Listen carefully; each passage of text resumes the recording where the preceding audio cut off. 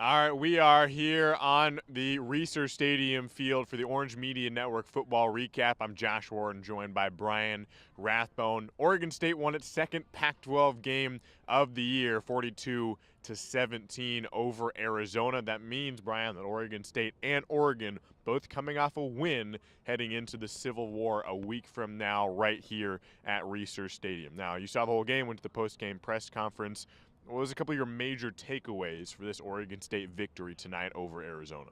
Well, Josh, the first thing that happened was Oregon State played a full 60 minutes. Probably the first time this all year. Gary Anderson said in the press conference that this was the first time in his tenure that they've played a complete game, and you saw it. They played well on defense. They didn't get razzle or like nothing happened when Arizona switched quarterbacks. They just kept playing well. They bowed up.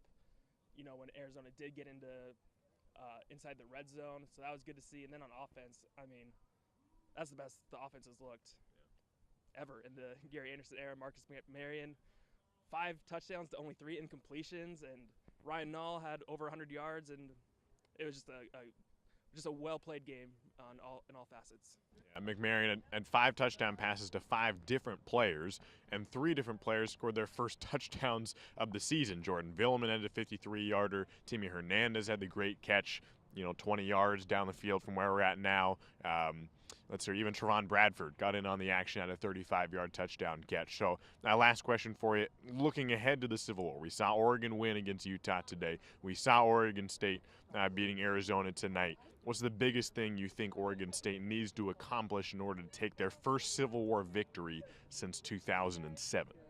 Well, this is the first time that they have momentum going into the Civil War in a long time. I was walking off the field, talking with Jordan Villeman, and he's like, "Man, this is the first time that we played, and we didn't mess up at halftime or come out flat at the beginning." And he was like, "We just played really well, from start to finish."